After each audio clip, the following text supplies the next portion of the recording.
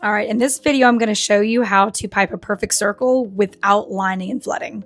I know that seems like a crazy idea, but I find this to be way quicker, and the how it looks it's just so much smoother, prettier, rounder.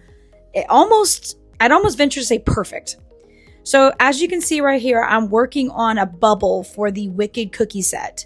And I don't know if you realize, but I did not line and flood at all. And I already have the main part of the bubble done. So how I achieved that was I took my royal icing bag. I made sure that the opening was a decent size. This is not the time for small openings, and this is a tipless bag.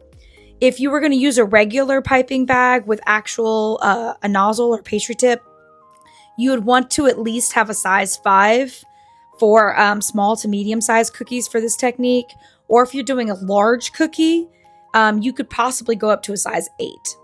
This will just allow you to pipe the icing quick enough so that way it doesn't begin to crust before you can get it to smooth out.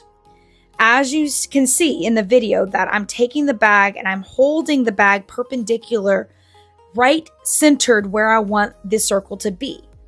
So for instance, if I want the center of the circle to lay at a certain point on the cookie, it doesn't have to be a circle cookie, it could be something like this, I would center the tip and make sure that I'm holding it straight up and down, perpendicular to the cookie. The next thing I want to make sure is that I'm not physically touching the cookie with the tip of the bag when I do this. I at least need anywhere from 1/8 of an inch to maybe 1/4 of an inch of space before I even begin to apply pressure.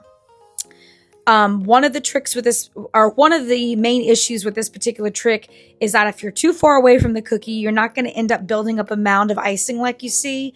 You'll end up with a bunch of squigglies, or I call them spaghettis. And if you're too close, the icing won't have any place to go.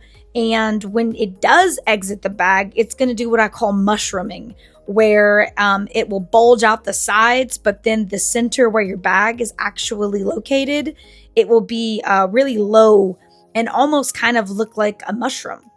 So mastering that particular part is very important before you're going to be able to successfully do this. The other trick, if you can see right here, is that I'm actually moving the bag in what I call micro circles. So I'm kind of helping to expedite the process of smoothing out the icing as I'm applying the icing. So as I'm holding the bag perpendicular and I'm applying pressure, I'm moving the tip of the bag in very tiny little circles to help the icing to move properly and to kind of help smooth things out. After I've covered the surface area, I'd say about 75% of the surface, or 75% of the size of the circle I want it to be, I'll then stop, pick the cookie up, and tap it against my hand.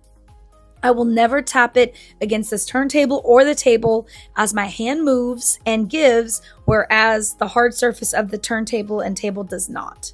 Also, do not ever shake cookies when you're doing circles like this. You're going to distort the shape.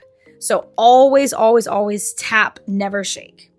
And you can do any size circle using this technique. So I hope this helps out a lot. I hope this makes things go a lot quicker for you. I teach this technique in classes all the time, whether we're doing little tiny eyeballs on faces or large plaque cookies. This technique works beautifully.